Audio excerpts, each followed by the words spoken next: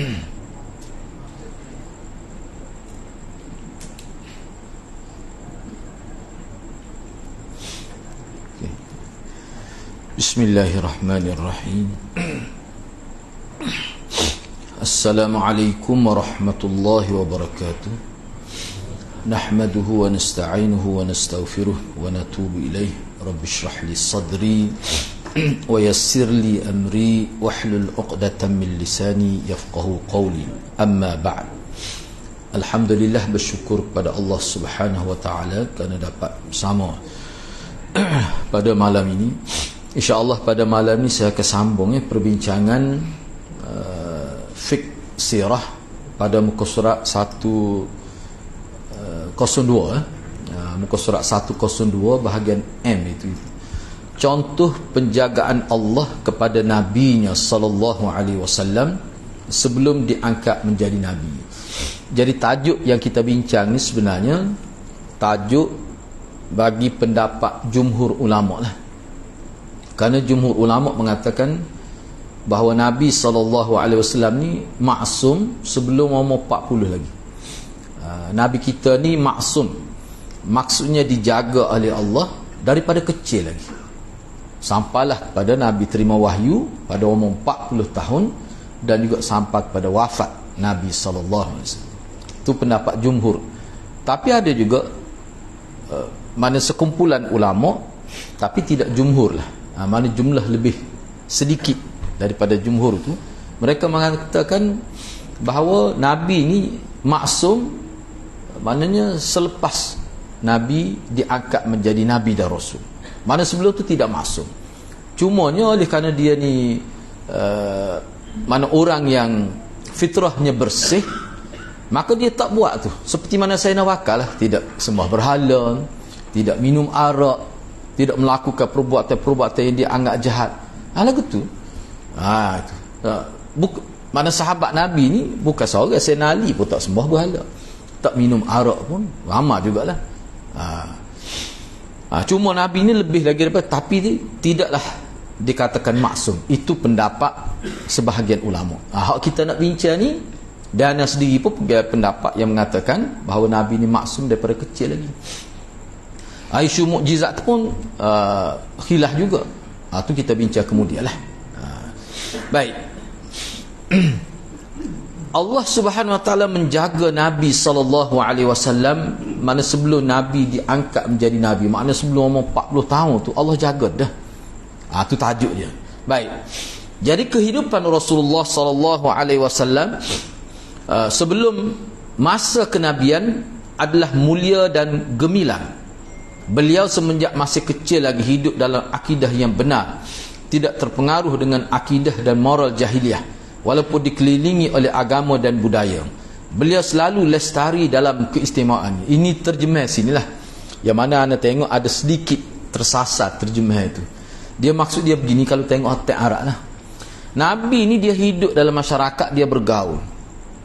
Mana dia hidup dalam akidah syirik tu lah. Bukan dia syirik, dia hidup dalam masyarakat yang berakidah dengan akidah syirik. Banyak kan maknanya daripada kecil lagi sebelum dia jadi Nabi, semua masyarakat tu syirik. Mana kita kata di Kaabah tu sendiri pun, dalam Kaabah, tepi Kaabah, di sekitar Masjid Haram penuh dengan berhala.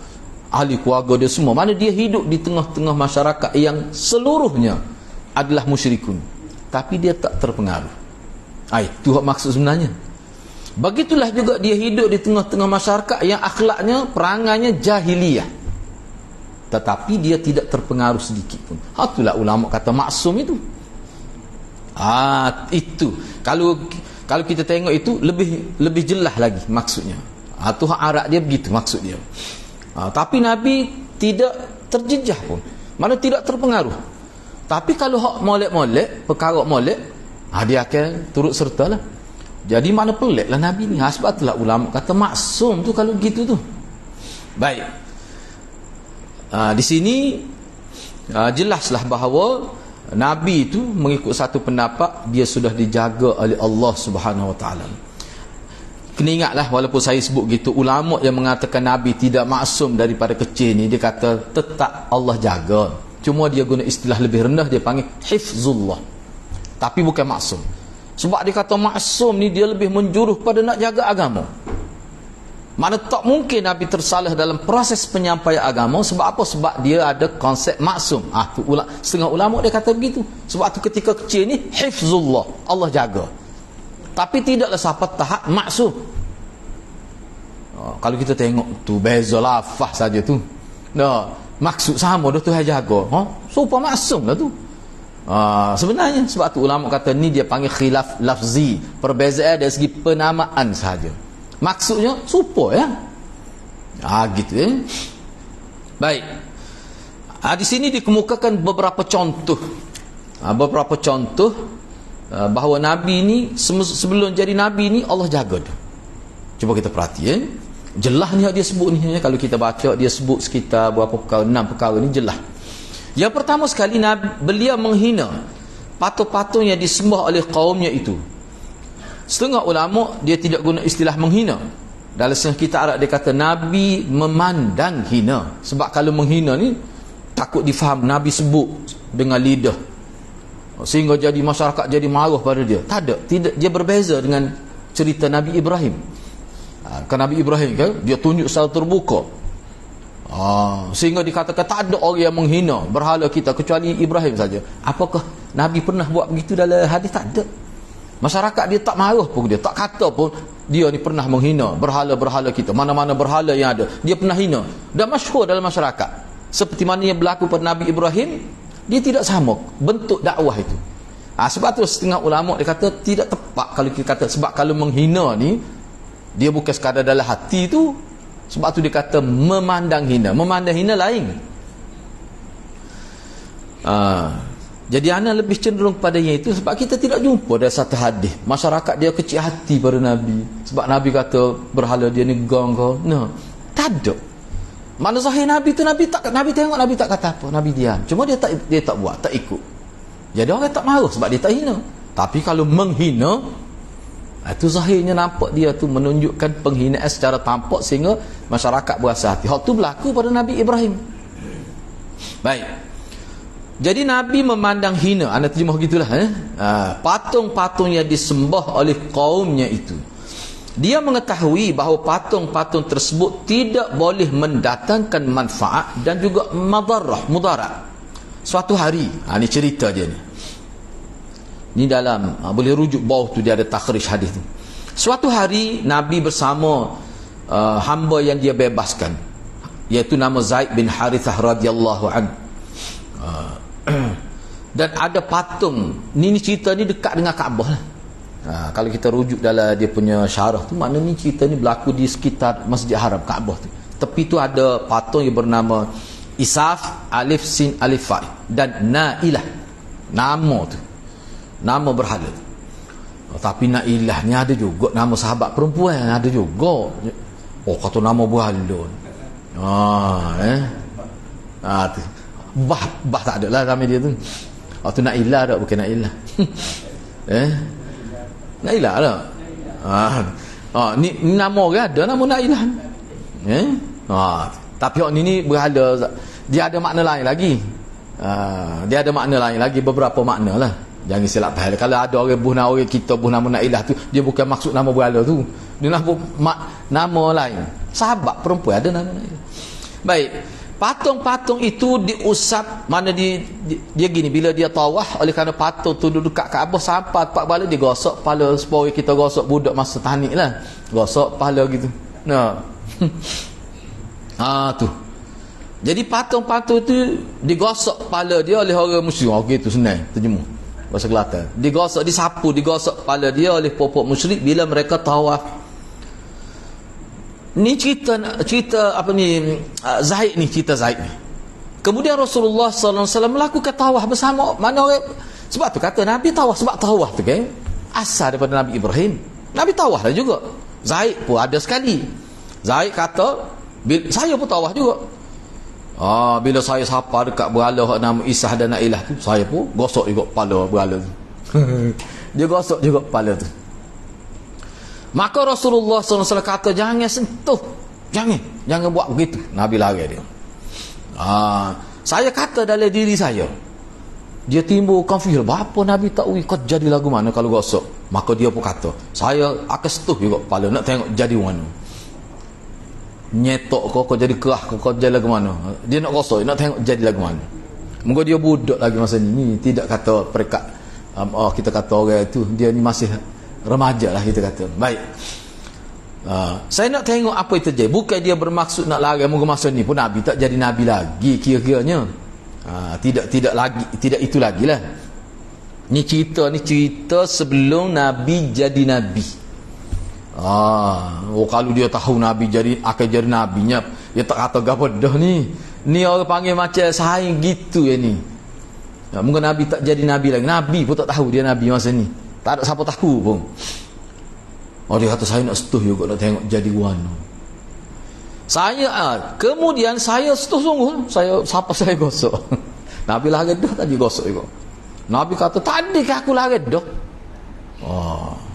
Nabi ulang kali kedua. Kata Zaid, dia kata demi Allah Tuhan yang telah memuliakannya, nya tu maksudnya Nabi lah, dan menurunkan risalah padanya. Makna saya bersaksi lah sebenarnya bahawa dia ni, yakni Muhammad sallallahu alaihi wasallam, tidak pernah menyentuh patung, tidak pernah mengusap kepala berhala hinggalah Allah memuliakannya dan menurunkan Alkitab kepada. Maknanya siapa Nabi jadi Nabi, saya menjadi saksi. Dia mari cerita ni nak ayatnya pada waktu ni pun bukan sekadar dia tak setuju dia lari, maknanya dia tawas sekali, biar orang lain buat, kita jangan buat. Banyak tu faedah yang kita boleh ambil daripada cara hidup Nabi. Mana Nabi tidak melarikan diri daripada masyarakat yang sesat gitu. Tapi dia jaga diri dia. Baik, selepas ni lah kita akan bincang perkara tu. Yang kedua, Nabi ni sama sekali tidak pernah minum arak dan tidak pernah mendekati maksiat. Padahal zaman itu perbuatan itu orang tak anggap maksiat pun. Ni orang panggil fitrah, suci. Dan Nabi tidak pernah terlibat pun dalam apa-apa aktiviti judi atau permainan yang tidak berguna yang boleh menjatuhkan maruah. Walaupun Nabi tidak menyendiri, dia sentiasa bergaul dengan masyarakat dia. Tetapi dia menemani mereka, dia hidup bersama mereka dan dia terlibat dalam semua aktiviti seharian. Tapi kalau yang berkait dengan maksiat, dia tak terlibat. Tu cara dia. Tu. Jadi makna masyarakat pun tidak marah pada dia. Dia tetap baik. Maknanya ini dia panggil bijak bergaul lah, husnul muamalah, baik pergaulan. Ni sifat pendakwah lah ni. Jangan duk kira nak hukum orang. No. Tu cara pendakwah. Yang ketiga, ada kemaksuman yang menjaganya. Sebab tak kata ni pendapat yang menganggap Nabi maksum sebelum Nabi jadi Nabi lagi. Jadi ada kemaksuman yang menjaganya dari kesalahan-kesalahan moral itu. Moral adalah konteks agama lah, orang kafir pada waktu tak anggap pun itu kesalahan. Baik, dalam Sahih Bukhari satu riwayat daripada Jabir bin Abdullah radhiyallahu anhu, beliau berkata, dia kata bila mana Kaabah dibangunkan, Nabi SAW bersama pak saudara dia Abbas bin Abdul Muttalib memindahkan batu bata dan juga batu-batu lain lah, tidak jenis bata tu tapi jenis batu biasa. Kemudian tiba-tiba dia terjatuh ke tanah. Apa ni? Letakkan, kata Abbas, letakkan di atas pundakmu kain sarung dia tu lah. Letakkan kain sarung, maknanya dia kena pecah lah kain sarung tu.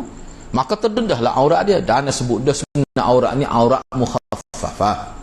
Bukan kata aurat tu siapa aurat mughallazah, nampak kemaluan depan belakang, tu tidak maksud gitu mengikut tahqiq ulamanya. Tapi kalau kita lah ni kak, maknanya tinggal spendul saja. Gitu. Baik. Jadi Nabi pun buat lah. Dah Pok Daud, orang lain buat belaka. Hak tua-tua pun buat. Dia masa ni masih muda belia lagi. Nabi pun buat juga. Tujuan Pok Daud dia kata gitu nak supaya tidak jadi luka kepala duduk tok batu, letak alas, mana kain sarung sebagai kita tak alas lah, supaya tidak direct kena kepala tu batu tu ataupun tok atas bahu kau sipu-sipu tok atas bahu tu. Tapi ni maksudnya dia junjung ni. Tu baik. Bila Nabi buat gitu, tiba-tiba dia jatuh ke tanah. Setengah dalam kitab sebut tu pengsan dia seketika. Sini kalau kita nak terjemah terbelalak mata. Terbelalak mata. Seketika. Lepas tu sedar balik. Bila sedar tu dia kata izari, izari. Mana kainku, mana kainku. Kemudian kain dia pun, mana orang ada duk tengok masuk pot darah dia tu, ambil kain tu tutup mula. Kita kata tubuh dia. Izar ni gini. Izar ni makna pakaian daripada pinggang ke bawah. Dia panggil izar. Sebab kita ni baju asluan ke izar lah. Itu maksud dia. Kalau libas ni bahagian atas tu. Itu maksud dia. Baik. Jadi makna padahal kalau dia buat gitu pun nampak spendul saja pun kita kata tak salah pun. Orang buat gitu berlaku. Sebab kita kata contoh saja ni. Sebab masyarakat Hindu kan. Perempuan dia tidak dianggap itu. Bahkan itu budaya dia. Pakai kaisari kenapa pusat jelu tu lah. Tak ada pun. Tak ada masalah pun. Kalau kita gagal lah kerja lagu tu. Jatuh kenapa pusat tak jamil. Di konteks orang Islam kita. Ya. Tapi budaya bangsa dia tidak. Hak tu pun Nabi tak buat apa-apa. Cadel lalu. Agama tak siap gitu. Cadel lalu untuk kenabian. Baik, yang keempat daripada Ali bin Abi Talib radhiyallahu anhu, dia berkata, saya telah mendengar Rasulullah sallallahu alaihi wasallam bersabda. Ni dia dengar Nabi kata sendiri. Apa Nabi kata? Saya tidak pernah berniat melakukan sesuatu pada zaman jahiliah dari keinginan untuk mendengarkan hiburan nyanyian ataupun kita kata majlis-majlis hiburan lah. Tak niat pun kecuali 2 kali saja. Dalam hidup saya 2 kali pernah niat nak pergi, nak tahu juga gapo dia buat bunyi muzik gagal tu dah. Bela-bela kambing tu. Tipu cerita lah. 2 kali saja.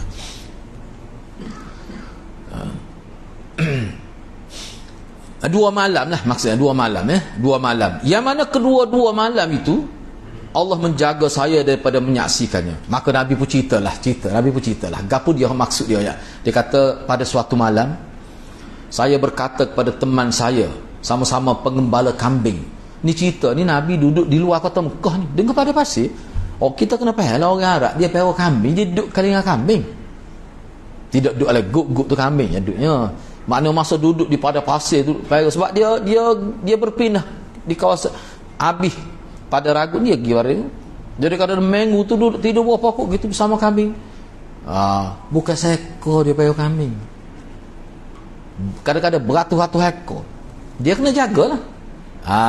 Dan Nabi tahulah pada waktu malam-malam tertentu tu ada majlis hiburan di Mekah tu. Maka dia kata kepada teman dia, kalau sama-sama duduk bela kambing itu, dia kata, yang ada terjemah huk Kelantan lah sedap ni. Dia kata, tu dia jaga kambing aku malam ni. Metai. Kita tambah sikit so sedap tak? Aku nak masuk ke kota Mekah ni. Nak pergi tengok hiburan. Ada karnival berapa tak tahu no. Ada majlis tari menari, anak-anak muda semua pergilah situ. Ni program masyarakat lah. Hiburan pada waktu malam. Dia waktu malam ni waktu dia panggil sahar. Sahar ni waktu malam tu tengah malam sebab waktu tu sejuk siang gitu ada panas. Sahar dia panggil. Sahar ni jenis biasa duk buat waktu malam. Sebab dia tengok bintang tu kehidupan orang Arab gitu. Dingin lah sikit pada waktu tu. Aku nak pergi tengok, dia kata tak apa, saya kira tak pergi lah. Nabi pun kata saya pun masuklah ke kota Madinah. Mana dia duduk luar masa tu. Saya pun masuk ke kota Madinah. Bila mana saya sampai di sebuah rumah, mana macam kelab lah, macam kelab malam lah kita kata.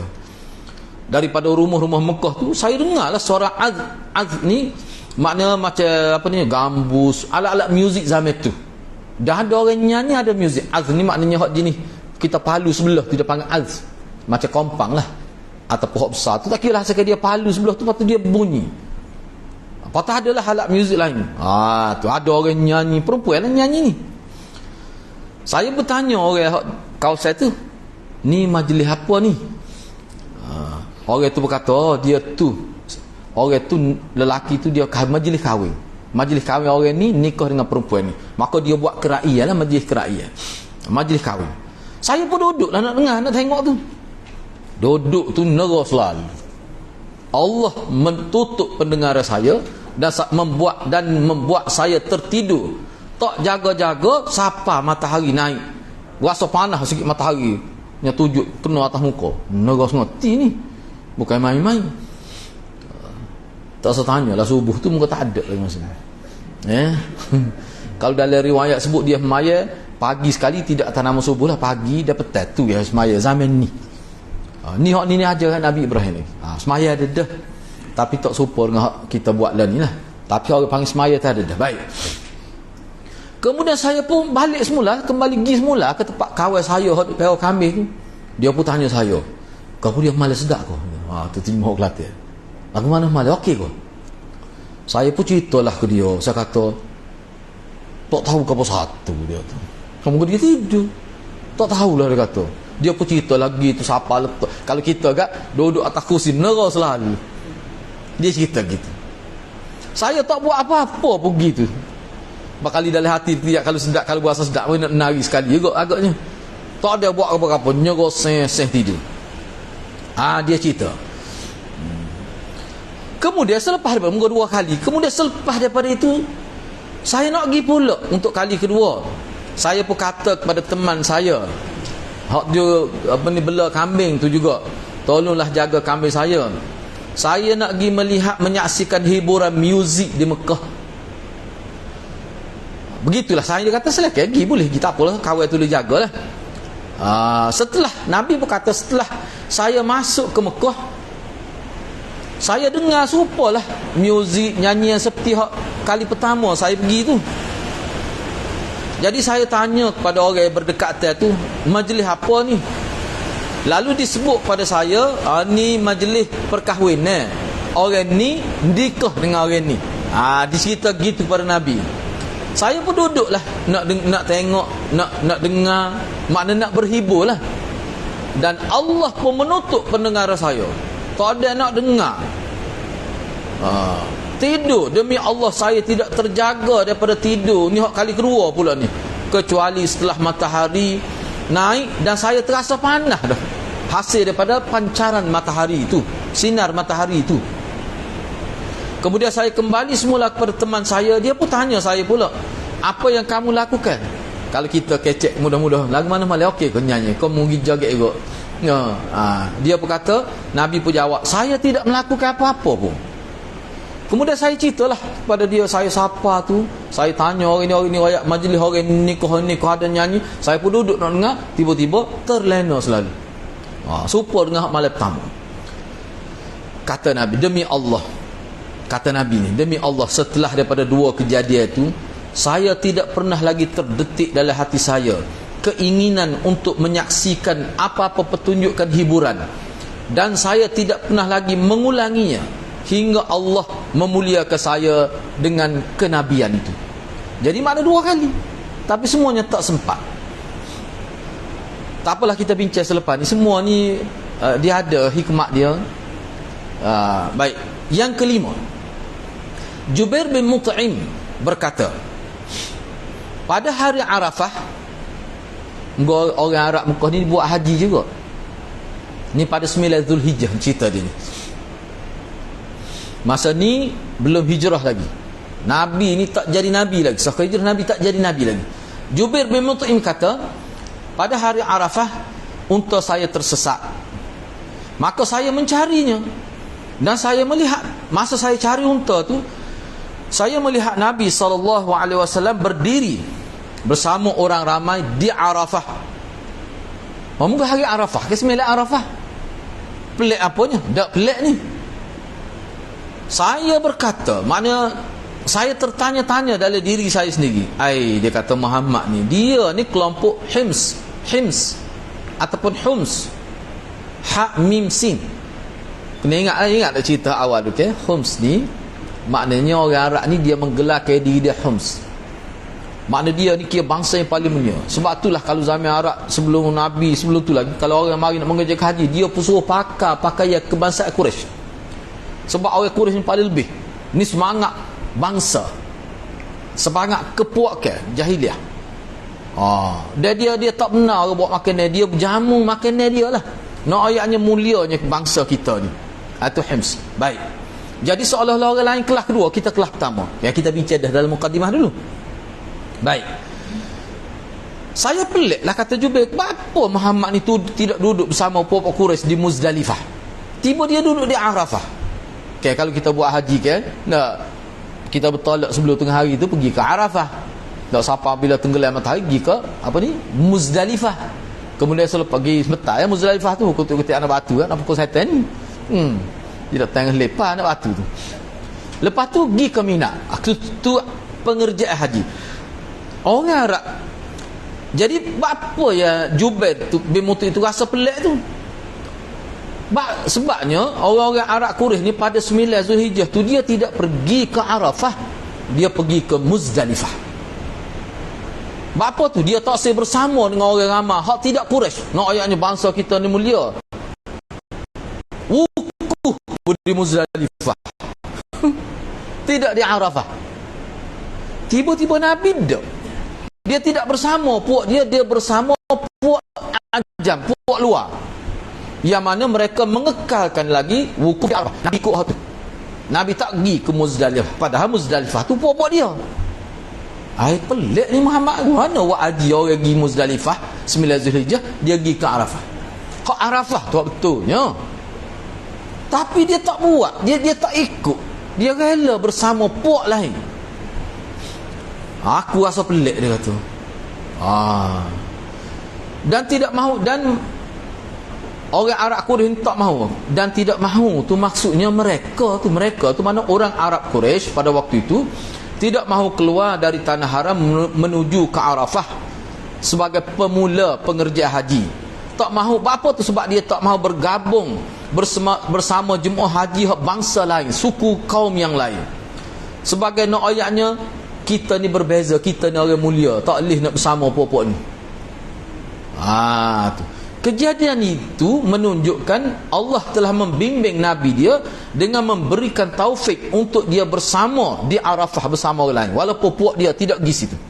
Sebab itulah pengerjaan haji di zaman Nabi Ibrahim pun wukuf kena Arafah, bukan di Muzdalifah.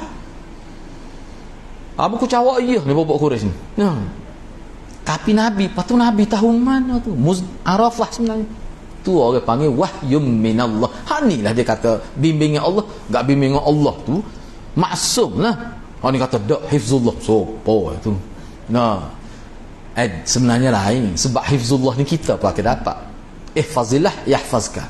Kamu jagalah agama Allah, Allah akan jaga kamu. Jaga kamu tu hifzullah. Orang tak guna ismatullah. Ismah ni dia khusus untuk Nabi. Hifz ni orang lain pun boleh.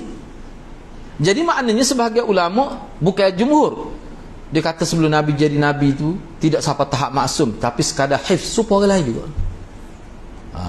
Walaupun ada lebih daripada orang lain, dia tak usah guna ismah, dia guna hifz. Tu anak kata tu bercanggah lafaz saja.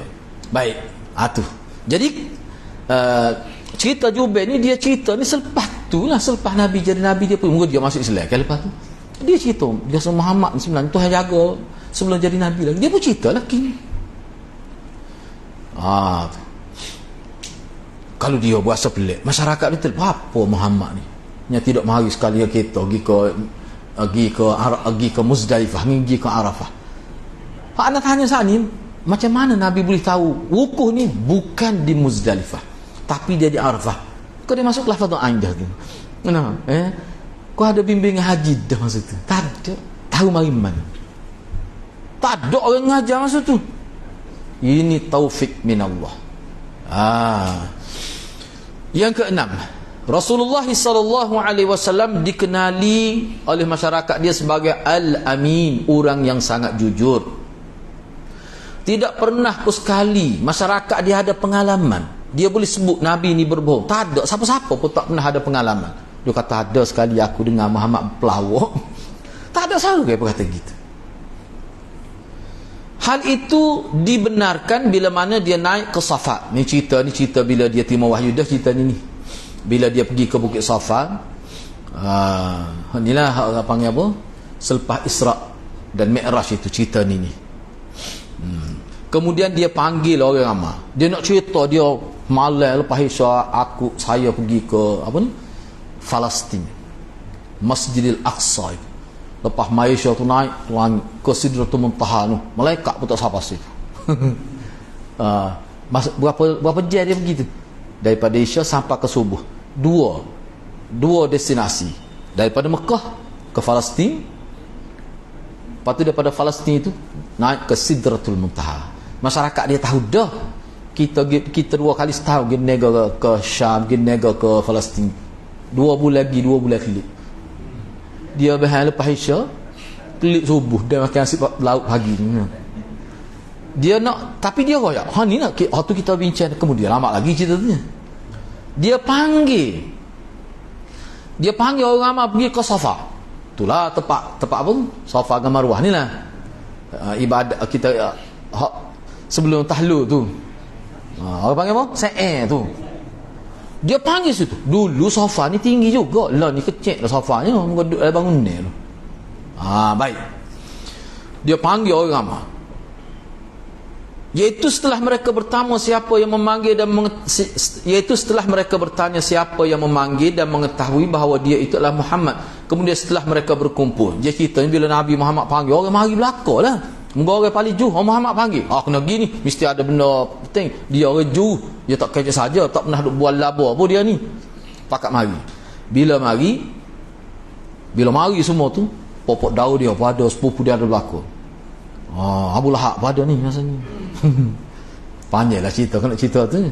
Dia pun kata, apa pandangan kamu sekalian kalau aku kata bahawa di sebalik bukit ini ada tentera berkuda muncul dari lereng gunung di sebelah sana. Datang tu mana nak menyerang kita lah. Percaya ke tak kelakuan ayat gitu? Semua masyarakat hok pergi duk jongango dengar tu bahasa Kelantan. Jongango duk dengar dia ayat tu. Dia pun kata kan, mestilah kami percaya. Kami belum pernah ada pengalaman dengan kamu berbohong. Tak pernah kok kita ni kami tahu lah kamu tak pernah berbohong. Ni pokok kita semua ni memang tak pernah ada pengalaman, tak pernah dengar apa kamu pelawak. Mestilah kami percaya. Maka Nabi berkata, kalau anda nak terjemah mafhum begini, saya ni Nabi. Maksud Nabi kata, saya adalah pemberi peringatan, iaitu munzir. Nabi ni sebagai nazira dan basyira, memberi berita ancaman. Saya ni memberi peringatan supaya kamu jangan buat gini, jangan buat gini. Kalau buat gini Allah larang sampai masuk neraka. Tu dia panggil munzir, pemberi berita ancaman, peringatan, jangan buat dosa sebab kesan dia sangat dahsyat. Itulah tugas saya. Dan saya ini telah diutuskan oleh Allah kepada kamu semua sebelum kiamat, sebelum datang hari pembalasan yang sangat memedihkan. Makna di sini Nabi isytihad secara terbuka, dia ni telah dilantik jadi Nabi dan Rasul. Tadi kata jauh tak pernah bohong. Mereka di sini di depan orang ramai, di depan manusia ramai lah, mana kami tidak pernah. Dia gini maksud dia ni. Kita tahulah cerita ni. Bila dia sebut gitu, gagal masyarakat. Dok hang ni pelawak, hang ni soft pelawak. Tak boleh terima. Kayak dia suruh Nabi akak kaki, ada pot daun dia sendiri. So akak kaki sebelah, Nabi akak dua belah. Nabi kata rebah lah. Nak akak kaki pun tak boleh. Naik ke langit mana? Ingat tak? Tak percaya. Lepas tu ada pergi jumpa Sayyidina Bakar. Dia kata, saya mu gila dah, otak mering dah dia kata. Sayyidina Bakar kata apa? Nasabah dia kata lepas Isya dia pergi ke Palestin. Lepas tu dia naik ke langit dengan burak, klik makan nasi lauk pagi sini. Sayyidina Bakar kata, betul ke dia cerita? Kalau betul-betul. Dalam riwayat kata, itulah bermula dia dipanggil As-Siddiq. Tak apalah, cuma nak ayatnya masyarakat dia ni kita tak kira dia tolak selepas tu. Bila Nabi sebut dia ni Nabi dan Rasul, masyarakat dia tolak tu, kita ketepikan tu. Kita bincang dalam bab Isra akan datang. Yang kita nak di sini ya, kalau aku cerita pada kamu di sebalik bukit ni sudah ada tentera berkuda yang sudah menghampiri kita, percaya ke tak? Semua kata percaya. Sebab apa? Alasan apa percaya? Sebab engkau tak pernah berbohong. Tak apalah. Baik, sekarang ni kita masuk pada hikmah ataupun pendidikan yang kita boleh petik daripada kisah ni. Yang pertama, bahawa Nabi SAW memiliki karakter kemanusiaan yang sempurna. Dari segi karakteristik tu, dari segi orang panggil watak, dia sangat sempurna. Dari segi kemuliaan, kebenaran, nilai integriti, kita kata, memang diperakui oleh masyarakat. Beliau adalah anak muda seperti anak muda lainnya. Dia bermasyarakat, dia bersosial dengan masyarakat. Mana hidup tidak menyendiri, tidak mengasihkan, dia hidup dalam masyarakat dan bekerja sama dengan mereka dalam hal-hal kebaikan. Dia merasakan seperti yang dirasakan oleh anak muda lainnya, dan jiwanya memiliki kecenderungan seperti juga kecenderungan anak muda lainnya dalam masalah yang biasa, masalah lumrah. Pelik tu dia bukan kata, maknanya Nabi SAW dia tahu betul tu bagaimana budaya bangsa masyarakat dia, budaya Arab tu. Dia bukan kata jahil, tidak. Adat resam, dia tahu semua, hak boleh, hak tak boleh, hak dia sokong, ada semua dalam hati dia. Dan itulah hadirat ilmu yang sangat berguna untuk Nabi. Dia panggil ilmu pengalaman hidup dengan masyarakat, sebab akhirnya dia jadi Nabi, masyarakat itulah jadi mad'u dia. Jadi mad'u dia, mana orang yang dia berhadapi untuk bawa ubah syirik kepada tauhid itu. Banyak ni pengalaman, tak apa tu kita tengok selepas ni, banyak dia punya pengajaran. Di sini anda buat, kita petik poin utama daripada fakta pertama. Nabi dapat memahami dan menghayati budaya dan adat resam bangsa, dan itulah menjadi modal besar untuk Nabi bergerak dalam lapangan dakwah. Sebab daripada sini sebenarnya, sini tak sebut lah, daripada sini kalau dalam kitab-kitab lain lah, setakat anda tengok ni, dia kata ilmu ni lah sebenarnya yang kita kena belajar. Dia panggil ilmu bimbingan kaunseling Islam tu. Misalnya kita nak berdakwah di masyarakat Sarawak, kena ngaji jumlah dulu, jangan pergi bodoh-bodoh gitu, tak tahu kepala ekor pergi, tengok anjing lari berkebuk, enggak apa tu kata, orang Kristian pergi tengok anjing tu peluk dia, siung anjing, masyarakat tengok tu, masyarakat boleh terima lalu dah. Ni kita lari, silap-silap dia sepak anjing tu, masyarakat situ akan tolak lalu, tak ada nak kecek bab dakwah. Dia kata tak boleh mazhab Syafi'i, tak suruh pakai, banyak lagi mazhab lain. Kamu nak berdakwah mu kena reti lebih pada mazhab Syafi'i. Yang tu boleh bahasa mudah. Tu. Lepas tu kena tahu pula budaya bangsa dia macam mana. Tu. Kalau anda nak sebut misalnya, anda pernah pergi ke Sabah, dia pesedah, murah anda pun tak ada pengalaman. Dia kata, Ustaz, kalau kita pergi ni, kalau dia hidar ke apa, biarlah, tak usah kata ke apa. Dia tak suruh pun kita minum, dia nak uji kita. Jadi dia hidar ada air, lepas tu dia lebuh harap, dia tak depan dia. Ana senyap. Kita beringat tu mikir lepas lu, apa tak depan aku ni tapi kita ada dah maklumat tu lah penting. Dia kata boleh ke, dia kata, dia panggil Ustaz, boleh ke Ustaz ambil gelas harap ni hulur kepada saya. Kata dia ni, jadi kita kena olah harap lah dia. Anak pun ambil pergi. Dia lepas tu dia ceramah, saya kata, saya tahu awak tak minum arak, cuma saya nak tahu awak ni tahu ke adat resam suku kaum sini. Saya kata saya tahu, walaupun saya tak menahu, saya ada maklumat. Cuba bayar ke. Sedangkan kalau kita tengok tak boleh kita terlibat, kita jujamu orang minum arak, kata tak boleh. Ni bab lain ni, bukan dia kedai ni, dia nak teh kita. Ni bergelewak ni, anak tak apa ni. Saya jangan kekoh kita sudah. Benar-benar gitu. Kalau kita tak tu, kita tak buat dah, dia akan halau kita balik, kita akan gagal dalam dakwah itu. Dia tahu dah, dia kata saya tahu Ustaz tak minat kok. Dia uji kita. Enggak, kita pun tahu, kita pun mana kita tahu kalau dalam keadaan biasa kita tak boleh nak hidayah ke orang lagi, kita tahu. Tapi kalau kita tidak tahu cara dia, dia nak uji kita, makna dia cuba nak beralasan supaya dia boleh tolak kita. Tapi dia buat benda-benda gitu ya, bukan kata besar-besar pun. Bagus buat dia. Lepas tu dia bawa pergi habis rumah panjang tu, kita pergi panjang sungguh rumah dia. Benda-benda gitu, contoh saja tu. Mana kena ngaji lah. Jadi Nabi ni tak perlu ngaji dah bila dia nak dakwah masyarakat. Sebab apa? Tu masyarakat dia. Itu kelebihannya. Tidak kata dia tak tahu tentang masyarakat dia. Kita kalau pergi tempat orang, kalau kita tidak tahu adat budaya tu satu hal, adat resah dia, kecil-kecil, kecek dia pelain, kita pergi pakai piyah, nak pakai piyah pergi Kedah. Kita minta dia ida tuak kita, lepas kita. Piyah pakai apa minta nak air tuak. No. Tak ada apa dia kata. Nampak ustaz minum tuak. Muka tuak dia tu arak lah. Ketika dia gila tu, dia tengah gila dah, kita panggil nira tu, dia bahasa dia tukar balik baik. Benda-benda lagu tu kena tahu. Kalau hak tu tak tahu nak berdakwah kan, sebab tu orang nak berdakwah tu dia kena ngaji tentang adat resep bangsa, gapo dia sensitif bangsa tu. Hak tu maksud sini. Jadi sebab tu Nabi dia tak kekok sikit abuk dalam berdakwah. Sebab apa? Sebab dia tahu sesa muka dia perbuat tu juga dulunya. Tu maksud dia. Yang kedua, bahawa Allah Subhanahu Wa Taala telah menjaga Nabi dari segala fenomena yang menyeleweng daripada kebenaran. Miring tu mana inhiraf, menyeleweng dari kebenaran. Nabi tak buat, Allah jaga.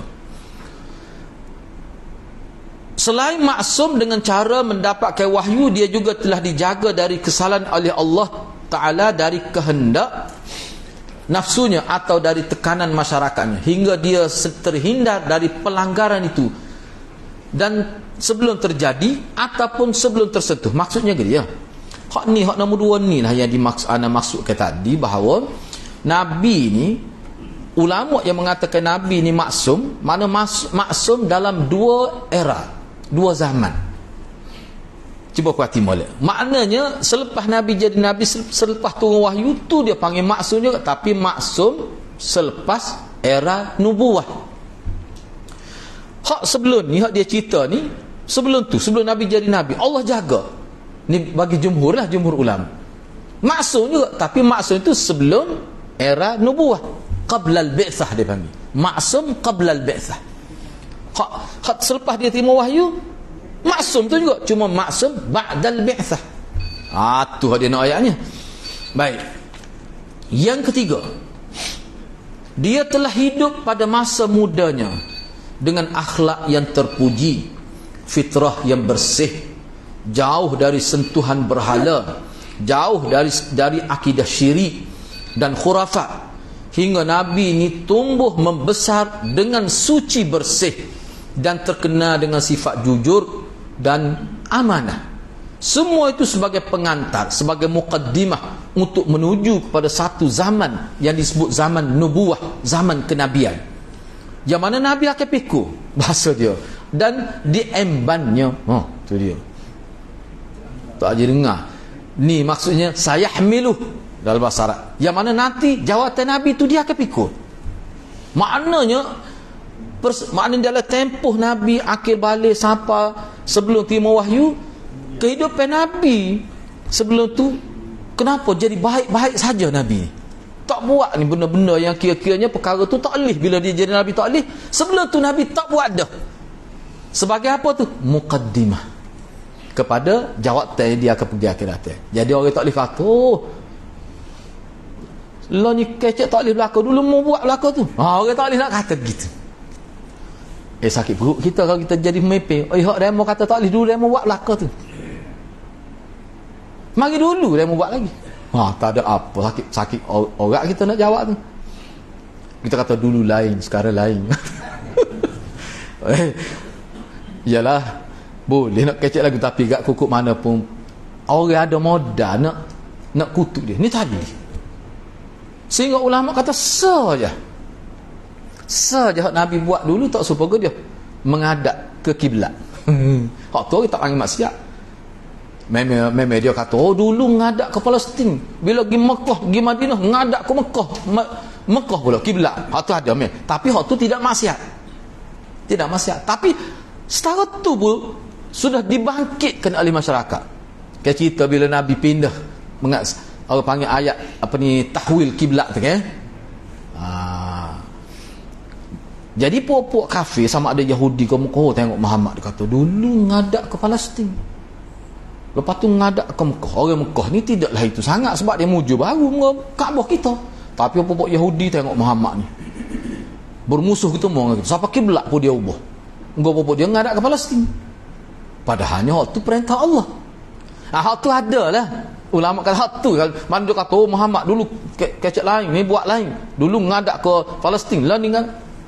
Tapi ada ayat Quran. Jadi hak tu tidak boleh jadikan modal berterusan. Sebab apa? Itu bukan perkara buruk. Itu bukan maksiat. Itu bukan kesalahan moral. Tu tak apa. Jadi hak lain. Jadi kalau hak tak salah pun, orang boleh bangkit. Banyak ke kalau seorang nak jadi pemimpin tu bertepek wek, kita kata tak? Bahasa Kelantan. Bertepek wek kelemahan diri. Penuh banyak kelemahan diri. Orang tak kira lah siapa saja. Sebab kita sendiri lah. Masa muda kita banyak buat kesalahan, tiba-tiba nak ambil calon. Orang kata kena tengok track record dia tu. Dulu tu jing pun takut dia. Perut nak perangai. Mu nak ambil tak jadi wakil ayat. Mu percaya kau? Walaupun kita ni wakil calon, kita kata dok dia berubah dah. Mu kata pupuk kampung dia tak percaya lah aku. Nabi kita tak boleh kata gitu. Tak ada sesuatu yang boleh disabitkan Nabi dulu buat salah nak jadi pemimpin, jadi Nabi. Dulu mung duk bergulumai dengan dosa. Hak mulaga tu buat belaka dulu. Orang tak boleh kata. Ni. Jadi hak ni tertudah hadirat kita sebagai manusia tak boleh siapa tak tu. Tapi maknanya kehidupan sebelum kita sebenarnya dia menjadi backup pada kita bila kita nak jadi pemimpin. Benar tu sebenarnya makna perkara inilah orang panggil persiapan, pengantar, muqaddimah pada nubuah tu. Sebab tu Nabi tidak berhadapan dengan masalah kecaman peribadi. Serangan peribadi tak berlaku pada Nabi dalam era dia. Walaupun dia tersampai perekat dirancang untuk dibunuh, tidak. Sebab apa? Peribadi dia tak boleh nak take, Kelantan kata. Tak boleh nak sentuh. Ni. Yalah kita tak kesapa tak tu. Tapi makna perkara-perkara besar tu orang akan tengoklah. Baik. Nombor 4 kita ambil sikit lagi ni. Ni ingat tadi nak habis tu tanda tu. Tak apa, nombor 4. Adanya sifat-sifat terpuji dalam diri Rasulullah sallallahu alaihi wasallam dengan inayah ilahiyah, dengan pertolongan Tuhan ataupun bimbingan Tuhan, dan eratnya kaitan sifat-sifat tersebut dengan kenabian ketika Nabi umur 40 tu. Maknanya jangan kita tengok secara terpisah kehidupan baik Nabi sebelum Nabi jadi Nabi dengan kehidupan Nabi selepas jadi Nabi. Sama saja kehidupan dia, tak terpisah. Tidak kata sebelum jadi Nabi tak boleh pakai mana selepas jadi Nabi boleh pakai. Tak boleh nak kata gitu. Tapi ulama kita ada dulu teruk dia terlibat ajaran salah, tapi ketika umur dia 40 dia berubah. Waktu berubah muslim gak habis. Bahkan jadi kelebihan pula apa? Dia boleh mampu ubah diri daripada sesak jadi tak sesak. Ada kelebihan dia, tapi orang boleh kata, beringat sikit takut ada lagi sakit baki sesak tu. Kalau tidak hebat jangan baca kita ada. Betul lah dia berubah pun takut ada lagi tu. Ingat mudah kena ubah semua tu. Nabi Muhammad orang tak boleh kata begitu. Tu. Baik. Jadi latar orang panggil sejarah kehidupan seseorang dak ini sangat penting. Sebab orang boleh guna lah. Kita nak jadi pendakwah, nak jadi pemimpin, sejarah dia tu penting. Oleh kerana itu istiqamah dai dan penjagaan dia agar hidup dia selalu jujur dan berakhlak mulia adalah sangat penting dalam rangka menjadikan manusia memberi perhatian kepadanya. Ana ubah sikitlah. Isra' ni memberi perhatian kepada dia. Kita nak supaya orang beri perhatian kepada kita. Kita ni kena tak pun orang beri perhatian juga. Tapi cadang nak pakai lawak lalu. Sehingga kita tidak akan jumpa pendengki atau pengkritik yang mengungkit, ni ana ubah sikit, yang mengungkit atau mendedahkan sejarah lama dia. Tak boleh. Cuba bayangkan auzubillah, ni anak buat andaya saja ni. Bayangkan kalau Nabi ni pernah pergi ke rumah pelacur berzina. Sebab zaman tu berzina tak ada apa pun. Cuma dia letak atas nama nikah. Bayangkan, anda sebut contoh kan nikah. Banyak kan nikah istibda', nikah rayah. Misalnya nikah rayah. Sebut dah sebelum ni takut tengok. Nabi tak pernah terlibat. Kalau Nabi pergi pun tak ada apa pun. Tu. Pemimpin nikah siapa 20 orang, gak 20 orang tahu panggil nikah kau dia panggil lagu tu. Masyarakat tak ada apa pun jadi pemimpin galik-galik pohon nikah hamba siapa tukar barang habis anak, siapa berebut anak. Itulah orang jantan ni kata anak aku bukan anakmu.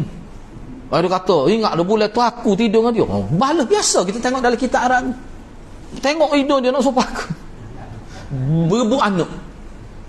Biasa. Boleh jadi mimpi galik-galik. Bahaya, kena auzubillah, tak pernah berlaku. Kalau Nabi pernah terlibat sekali ya, satu kes ya, dia melanggar pelacur gelewak tu. Sehingga ada pelacur ni tak apa. Masyarakat timur bila katalah dia nak pencen, dia umur 35, dia nak pencen, dia nak hidup berkeluarga. Bagaimana dia nak mempersilakan lelaki datang kepada dia? Sebelum ni mari juga, tapi atas nama melanggar dia sebagai pelacur. Bila dia akad darah putih ingat ni darah putih.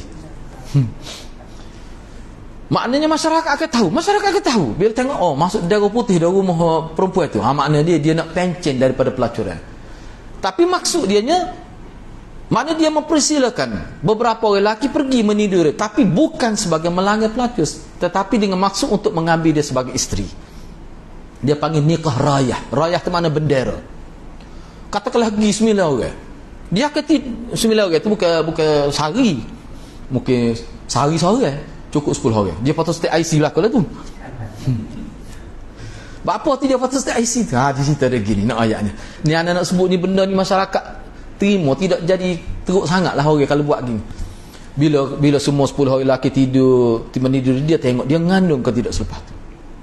Kalau dia mengandung dan dia melahirkan anak ni nak berbeng siapa? Enggak 10 orang tu. Anak ni dirujuk pada satu jawatan kuasa yang terdiri dari kalangan masyayikh, orang-orang tua. Orang tua ni orang berpengalaman melihat watak, melihat mirip muka. Dia letak depan jujuk 10 orang pok dia ni. Pok benda dia. Pasti IC ada belakang dia ni, saya tak cari dah tu. Ahli jawatan kuasa terdiri pada orang tua, dia tengok budak ni, tengok meh. Siapa dia paling meh lengo sopo kodok. Tengok mata. Akhir sekali dia tengok banyak mirip muka budak ni, banyak nak serupa kepada pok nombor 3. Dia ada nombor lah, aku tu jujuk. Bila ahli jawatan kuasa ni dalam beberapa orang ni, dia diberi otoriti oleh masyarakat untuk menasabkan, mengisytiharkan nasab. Dia kata kami dengan kuasa yang diberikan oleh masyarakat, kami sebulat suara mengisytiharkan bahawa anak ni dibin kepada pok nombor 3 ni. Sebab apa? Alasan dia pertama gini. Kerana wajah dia nak sopo, hak lain tu tak sopo sikit abu. Jadi hak 9 orang lagi tu tak saja kena cari barang lain pula kan. Tu masyarakat terima lagu tu cara ni. Adakah Nabi buat tu? Kalau buat hak tu pun tidak malu-malu kat orang. Masyarakat buat hak tu pun Nabi tak buat. Patu Nabi ni lelaki yang sempurna. Tu nak ayat ni. Makna tak boleh nak kait langsung. Tapi kalau kita baca dalam sejarah pemimpin Abu Jahal, ada belakang tu perangai tu. Tapi jadi mimpi ahli-ahli ada apa pun. Baik. Gitu. Yang kelima, sebenarnya mudah bagi Allah untuk melahirkan Rasulullah sallallahu alaihi wasallam dalam kondisi tanpa adanya keinginan, seperti kebiasaan anak muda dari senda gurau, menganggap enteng masalah aurat. Namun bila itu terjadi, maka boleh saja difahami bahawa itu adalah sebuah tindakan menjauhi diri dari masyarakat dan termasuk dalam sisi kelemahan sebagai seorang manusia. Lain halnya bila kecenderungan seperti itu memang ada dalam benak sanubarinya, tetapi terjaga dari melakukannya. Di situlah akan nampak keistimewaan. Maksud dia begini, maksudnya Nabi ni hidup bersama masyarakat. Keinginan dia sama dengan keinginan anak muda. Orang minarut dia pun berasa juga nak minarut. Itu maksud dia ni. Orang berhibur, dia pun mesti berasa juga. Orang berzina mesti ada. Moga dia hidup sama dengan mereka, tetapi sekali pun tak pernah terlibat. Bisa tu. Ni kalau dalam buku motivasi dia kata kita ni kena jadi seperti ikan di laut. Hidup ikan, laut tu masing, tapi isi dia tak masing. Nak masuk kena bergarai pula. Kita kata bergarai nak apa? Nyumbu dari laut dah tahu hebeh tak boleh bergarai. Inilah ayat Nabi. Dia hidup dengan masyarakat tapi tak terkesan dia. Tu hebatnya. Itu maksud dia. Bos halah dah kita pun habislah selagi. Yang keenam, ni kalau tidak daripada Allah Taala payah ni. Hamka cerita pengalaman dia, sejarah dia dah. Dia pergi belakang tempat orang pelaga lembu, tapi dia pun kira-kira dia tengok, tapi dia tak buat. Dia pergi ambil bahasa. Dia pergi tempat orang pelaga lembu, kadang-kadang orang kecek tu menarik perhatian, dia tulis. Malah tu dia olah balik bahasa tu. Inilah orang panggil sastrawan semula jadi. Dia belajar dengan alam. tu jaga putih mata lah nak ada lagu tu. Kalau pergi pelago lembu, dia lebih pada lembu pelago tu. Ni dak. Tu hamka apa sejarah dia, sehingga dia bersyukur. Cuba baca sejarah hidup dia, pengalaman hidup nak baca dia sebut. Dia pergi belakang. Tidak kata hamka ni jauh jak kecil lagi, tak pergi tempat dak pergi juga.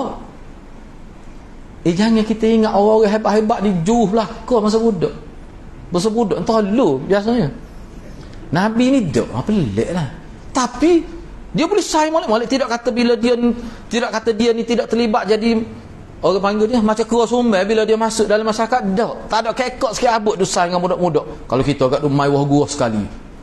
Tapi bila dah lebak kau tak molek dia pundur. Tapi kalau lebak biasa dia masuk pula. Tu pesen Nabi gitu. Baik. Yang keenam, yang terakhir lah ni, ulama mengingkari kebenaran riwayat yang mengatakan bahawa Nabi SAW telah menyaksikan masyahid. Masyahid di sini maksudnya orang panggil petunjuk ataupun acara-acara majlis tari menari ke, pergi tempat danduk, tempat gypsy ke, majlis hiburan pada waktu malam yang berupa maksiat itu. Ada riwayat yang katakan Nabi pergi. Sedangkan kita baca dalam Bukhari tak ada. Dua malam tu dari riwayat Bukhari tu tak ada. Sebab tu ulama tak betul tu. Yang mana upacara hiburan ini adalah dianjurkan oleh masyarakat musyrikin bersama mereka. Para ulama kata tak betul tu kalau ada riwayat kata Nabi pergi duduk bersama dengar lagu, tengok perempuan mendedahkan aurat. Tak betul. Baik. Qadhi Iyad rahimahullah juga menolak bahawa Rasulullah SAW telah terlibat dalam kejahilan bersama dengan kaumnya melalui pendekatan dalil akal. Kata Qadhi Iyad, sesungguhnya Quraisy telah melemparkan ini secara akal. Jadi kalau kita katakanlah kita tak usah tengok riwayat tadi, kita tak usah bantah riwayat tadi.